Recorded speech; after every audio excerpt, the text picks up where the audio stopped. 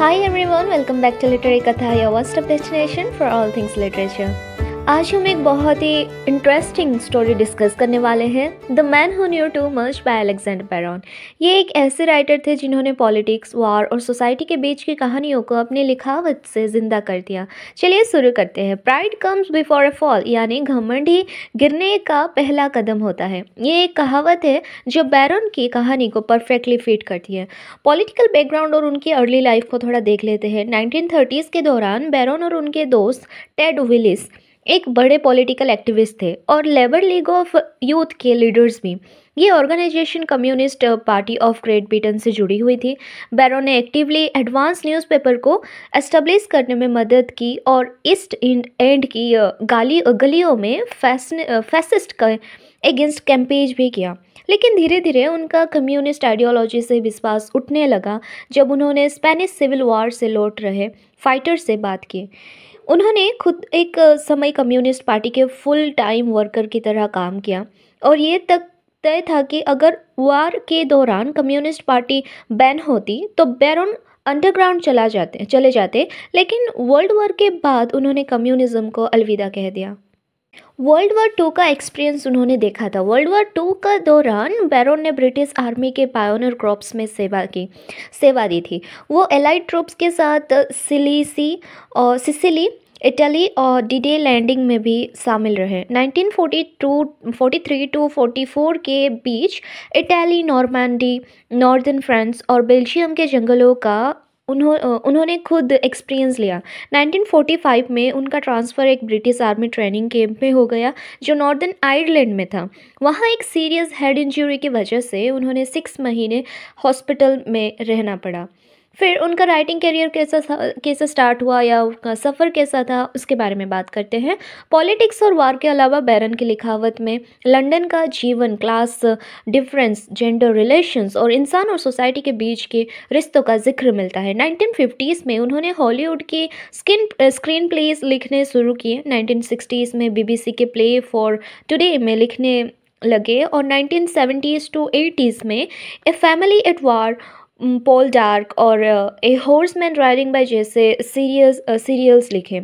अगर आपको classical literature पसंद है तो उन्हें कुछ काम ज़रूर देखें, उनके कुछ काम ज़रूर देखें, जैसे कि BBC के इवान हॉय जो कि पब्लिश हुआ था 1982 में। सेंस एंड सेंसिबिलिटी इन्होंने ही पब्लिश की थी जो कि है 1981 में पब्लिश हुआ था। जैन एट जो कि पब्लिश हुआ था 1983, ओलिवर ट्विस्ट 1985 और वैनिटी फेयर 1987 जैसे अडैप्शंस भी उन्होंने लिखे। और सबसे खास बात, शेरलॉक होम्स की एक आइकॉनिक स्टोरी स्कैंडल इन बोहेमिया का पायलट एपिसोड भी उन्होंने गारंटा टीवी के लिए लिखा था। 1991 में बैरन को Queen Mary University of London का ऑनररी फेलो बनाया गया जो उनके ईस्ट लंदन के हिस्टोरिकल और सोशल अंडरस्टैंडिंग के योगदान को रिकॉग्नाइज करता था। उनके personal papers University of Reading के आर्चीव्स में रखे गए हैं। उनके वार टाइम लेटर्स और unpublished memoirs, chapters of accidents, historian Sean Longden ने अपनी किताब to the victor the spoils के लिए इस्तेमाल किया, जो ब्रिटिश आर्मी की D-Day से VE डे तक की सोशल हिस्ट्री है। अलेक्जेंडर बैरन पर लेन सिनक्लेयर और केन वॉरपॉल जैसे ऑथर्स ने भी एसेस लिखे हैं जो उनके काम और इम्पैक्ट को और गहरा बनाता है। बैरन के कुछ पॉपुलैरिटी और उनके रिप्रिंट्स की बात करते हैं। उनके नॉवेल्स की बैरन की डेथ दिसंबर 1999 में हुई थी, लेकिन उनके नॉवेल्स आज भी पॉपुलर हैं। कई बार उनके नॉवेल्स रिपब्लिश किए गए जो दिखाते हैं कि उनके काम में रीडर्स, क्रिटिक्स और एकेडमिक्स की इंटरेस्ट बढ़ती जा रही है। उनके कुछ फेमस नॉवेल्स पब्लिश किए गए थे, जैसे कि from the city from the plough जो कि पब्लिश हुआ था 2010 और 2019 में। ये एक वार नॉवेल जो वर्ल्ड वॉर टू के एक ब्रिटिश बटालियन की कहानी बताता है। Another novel is low life और ये एक स्पेनिश ट्रांसलेशन है। 2001-2010 ऐसे एक सीरीज़ में आया था। 1960s लंदन वर्ल्ड वॉर के गैम्बलिंग और क्राइम को दिखाता है। इसे जॉन सैवेज ने इंग्लैंड्स ड्रीमिंग में पंक कल्चर का लिटरेरी एंसेस्टर कहा। फिर किंग डिडो जो कि पब्लिश हुआ था 2009 टू 2019 के बिटवीन, इस सीरीज़ के वाइज ये पब्लिश हुआ था। ईस्ट एंड लंदन में एक टफ एडवार्डियन गैंगस्टर की राइज एंड फॉल की कहानी को ये दर्शाता है। देन आता है रोजी होगार्थ का। ये रोजी होगार्थ पब्लिश हुआ था 2010 में, और सीरीज़ के साथ ये जो पब्लिश हो रहा था कितना तक 2019 तक ये पब्लिश हो रहा था। और इस लंदन के लोगों की कहानी रियलिज्म और इमोशन से भरी हुई एक सीरीज़ है ये। There's no home, फिर the human kind, with hope, farewell और द इन बिटवीन टाइम, ये सब एक एक उन्होंने नावल लिखा था। तो दोस्तों, अलेक्जेंडर बैरन सिर्फ एक नॉवलिस्ट नहीं थे, बल्कि उनकी कहानियाँ एक हिस्टोरिकल डॉक्यूमेंट की तरह भी काम करती है। वार, पॉलिटिक्स और ईस्ट लंदन के लाइफ को डीपली एक्सप्लोर करती है। 2019 एक इम्पॉर्टेंट ईयर रहा बैरन के राइटिंग्स के लिए। फाइव लीव्स ने पहली बार उनकी Spanish civil war novel the war baby publish की। ये नॉवल डेविड हरमन, जो टाइम्स लिटरेरी सप्लीमेंट के एक बड़े क्रिटिक है, उनके मुताबिक बैरन का सबसे अच्छा काम है जो लेफ्टिस्ट पॉलिटिक्स के डिसइल्यूजनमेंट को दिखाता है। ये सिर्फ बैरन का ही नहीं, बल्कि किसी भी ब्रिटिश राइटर का इस टॉपिक पर लिखा गया सबसे बेहतरीन अकाउंट माना जाता है। इस साल इंपीरियल वॉर म्यूजियम ने भी बैरन के मशहूर war novel from the city from the plough का एक स्पेशल एडिशन निकाला। ये एडिशन उनके IWM war time classics series का एक हिस्सा था, जो कि वर्ल्ड वॉर 2 की इम्पोर्टेंट स्टोरीज़ को प्रिजर्व करने का एक तरीका है। लेकिन 2019 के सबसे बड़ा लिटरेरी काम था बैरन की लाइफ और वर्क पर पहली फुल लेंथ स्टडी, जो कि है so we leave the novels of Alexander Baron. ये 5 लीव्स ने पब्लिश की थी और इसे सुसी थॉमस, एंड्रयू वाइटहेड और केन वॉरपॉल ने एडिट किया। इस बुक ने कई इंपॉर्टेंट एसेस है जो बैरन की राइटिंग्स और उनके इम्पैक्ट को एक्सप्लोर करते हैं। ऐसे लिखने वालों में इंक्लूड है एंथोनी कार्टराइटर का, ये ना एक नॉवलिस्ट है, और सीन लॉन्गडन जो कि है एक मिलिट्री हिस्टोरियन, और नाडिया वालमन हिस्टोरियन है। इस बुक में सिर्फ एसेस नहीं है, बल्कि बैरन के खुद के इंटरव्यूज़, उनके आर्टिकल्स, जूइश आइडेंटिटी और लिटरेचर पर अरशीव से ली गई रेयर फोटोग्राफ्स और एक स्ट्रोक न्यूइंगटन का वॉकिंग गाइड भी शामिल है। ये गाइड उन लोकेशंस को हाईलाइट करता है जो बैरन की नॉवेल्स में मेंशन किए गए हैं। ये सब दिखाते हैं कि बैरन की राइटिंग सिर्फ एक ज़माने तक सीमित नहीं रही, बल्कि आज भी रिलेवेंट और इम्पॉर्टेंट है। उनका काम वार, पॉलिटिक्स, सोसाइटी और आइडेंटिटी जैसे टॉपिक्स पर एक गहरा प्रभाव डाल चुका है, और आज भी नए राइडर्स और स्कॉलर्स उन्हें एक्सप्लोर कर रहे हैं। तो चलिए कहानी की तरफ बढ़ते हैं और समझते हैं इस कहानी को, the man who knew too much by Alexander Baron. यह कहानी प्राइवेट क्वेल्च नाम के एक आदमी की है, जिसे प्रोफेसर के नाम से जाना जाता था। क्यों? चलिए समझते हैं। कहानी की शुरुआत एक आर्मी ट्रेनिंग डिपोट में होती है। जब कोई नए सोल्जर्स आर्मी ज्वाइन करते हैं तो उन्हें सिर्फ यूनिफॉर्म, राइफल और इक्विपमेंट ही नहीं मिलता, बल्कि एक निक नेम भी मिलता है। हमारी कहानी का हीरो प्राइवेट क्वेल्च को प्रोफेसर इसलिए कहा जाता था क्योंकि वो बहुत ज़्यादा ज्ञान दिखाता था और हर चीज़ के बारे में ज़्यादा जानता था। एक दिन की बात है, सोल्जर मस्कटरी का पहला लेसन ले रहे थे।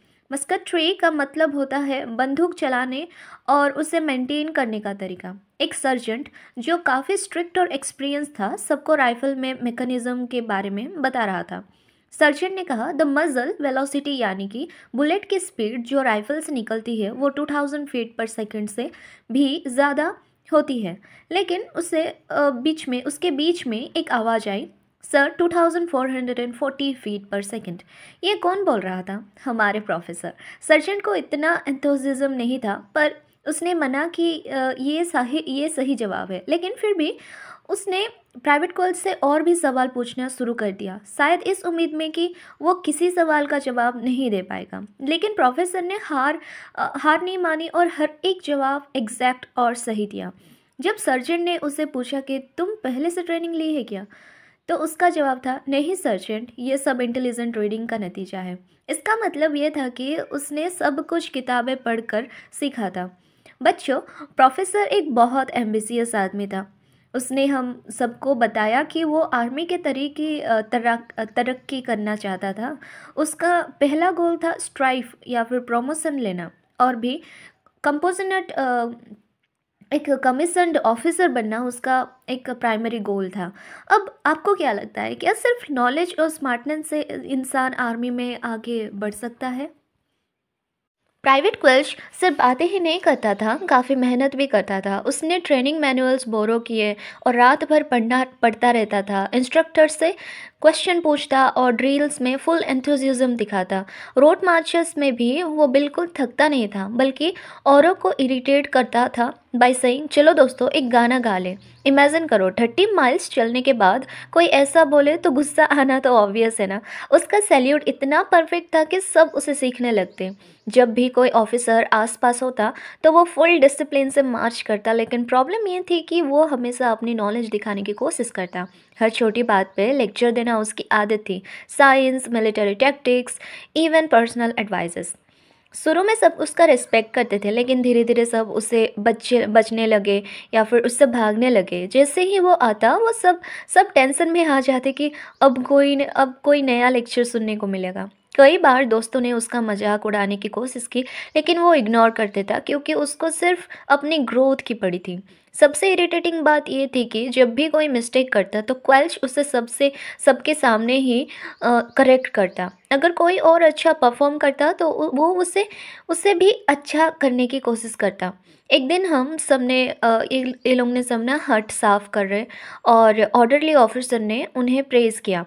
ये सब ना खुश थे, लेकिन क्वेल्च बीच में बोला कि थैंक यू सर। उसके तरीके में ना सुपेरियोरिटी और कंडेंसेशन दिखाई देती थी।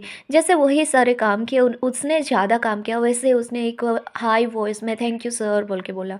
वो हमेशा अपने दोस्तों को ना ये कहता कि let me show you fellow, ये अरे तुम अपनी राइफ़ल ख़राब कर दोगे ओल्ड मैन, ऐसे जैसे कि सिर्फ उसको सब कुछ आता हो और बाकी सब बेवकूफ़ हो।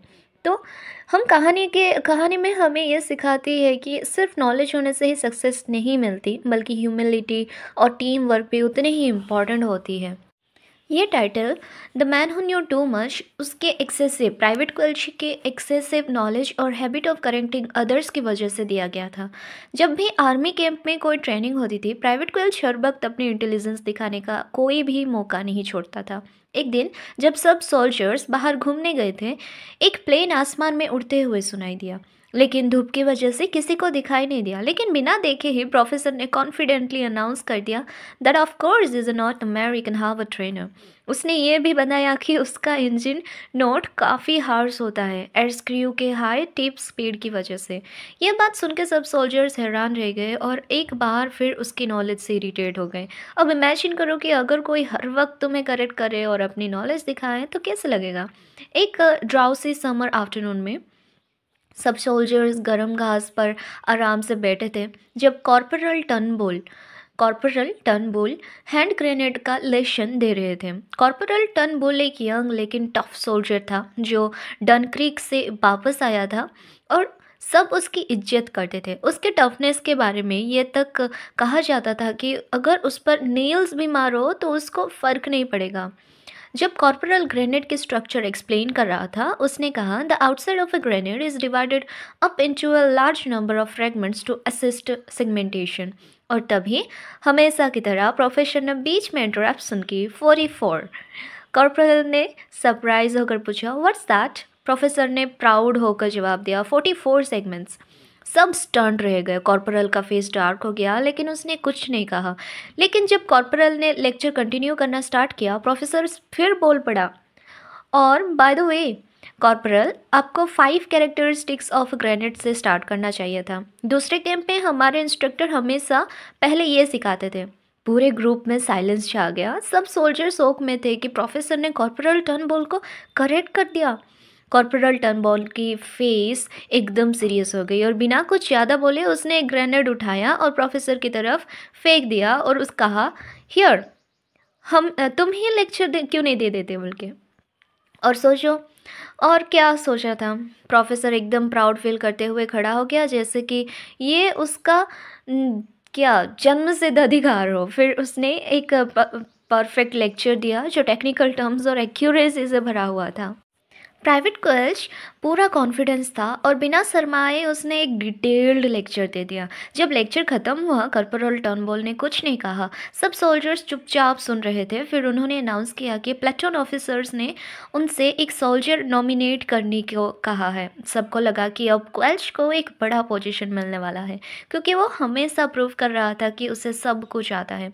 लेकिन कॉर्पोरल टर्नबुल ने कहा, I have decided that private Quelch is just the man for permanent cook house duties. मतलब उससे पूरी तरह मेस का काम दे दिया गया। ये सुनकर सबको हंसी आई। ये बात दिनों तक जोक बनी रही। सब सोल्जर्स खुश थे, लेकिन कहानी यानी यही ख़त्म नहीं होती। कुछ दिन बाद नैरेटर और उसका दोस्त ट्रॉवर कैंटीन से लौट रहे थे। जब उन्होंने मेस का दरवाज़ा खुला देखा तो क्या देखा? 3 कुक्स कॉर्नर में डरे हुए खड़े थे और अंदर से क्वेल्च की वही मोनोटोन वॉइस सुनाई दे रही थी। Really I must protest against this abominably unscientific and unhygienic method of peeling potatoes. ये विटामिन वैल्यू की सर्वेस्ट है। ये सुनकर दोनों भाग गए। बच्चों, इस कहानी से हमें एक इम्पॉर्टेंट लेसन मिलता है। नॉलेज होना अच्छी बात है, लेकिन उसको दिखाने का तरीका भी आना चाहिए। अगर आप हमेशा लोगों को करेक्ट करोगे, उनकी बुराई निकालोगे या फिर तो लोग आपसे इरिटेट होने लगते हैं। इसलिए हमें नॉलेज को या फिर हमारे विजडम के साथ ह्यूमिलिटी भी रखनी चाहिए। तो ये था the man who knew too much. Hope आपको समझ में आया। चलिए अभी थीम्स के ऊपर थोड़ा नज़र डालते हैं। फर्स्ट आता है एरोगेंस वर्सेस ह्यूमिलिटी। प्राइवेट क्विल्च बहुत इंटेलिजेंट था, लेकिन उसमें बिल्कुल भी ह्यूमिलिटी नहीं थी। वो हमेशा दूसरों को करेक्ट करता था और अपनी नॉलेज दिखाने की कोशिश करता था। इस वजह से लोग उसे इरिटेट हो जाते थे। ये थीम ना दिखाता है कि सिर्फ नॉलेज होना काफ़ी नहीं होता, लेकिन उसके साथ ह्यूमिलिटी भी ज़रूरी है। सेकंड थीम है नॉलेज वर्सेस प्रैक्टिकल विजडम। क्वेल्च सिर्फ बुक स्मार्ट था, उसको प्रैक्टिकल विजडम नहीं थी। वो थ्योरीज और फैक्ट्स तो अच्छे से जानता था, लेकिन रियल लाइफ सिचुएशन हैंडल करने की समझ उसमें नहीं थी। ये थीम दिखाता है कि सिर्फ किताबी ज्ञान होने से लाइफ में सक्सेस नहीं मिलती, प्रैक्टिकल विजडम भी ज़रूरी होती है। Discipline and authority. आर्मी एक डिसिप्लिन प्लेस है जहाँ अथॉरिटी को रिस्पेक्ट करना ज़रूरी होता है, लेकिन क्वेल्च हमेशा अपनी नॉलेज से सीनियर ऑफिसर्स को चैलेंज करता था। कॉर्पोरल टर्नबुल ने उसको एक इम्पॉर्टेंट लेसन दिया जब उसने क्वेल्च को प्रमोशन के बदले कुक हाउस ड्यूटीज़ दे दी। यह थीम बताता है कि डिसिप्लिन और अथॉरिटी का रिस्पेक्ट करना कितना इंपॉर्टेंट है। Consequences of over confidence. Quelch को लगता था कि उसकी इंटेलिजेंस की वजह से उसको प्रमोशन मिल जाएगा, लेकिन उसकी ओवर कॉन्फिडेंस उसके लिए रिवर्स हो गई। उसको एक सीनियर पोजीशन मिलने के बदले किचन का काम दे दिया गया। ये थीम बताता है कि ज़्यादा ओवर कॉन्फिडेंट होने का रिजल्ट नेगेटिव भी हो सकता है। तो ये था themes and the detailed explanation of the man who knew too much by Alexander Baron. Hope आपको समझ में आया। वीडियो को लाइक करें, शेयर करें, सब्सक्राइब करें। मिलते हैं अगले एपिसोड में विद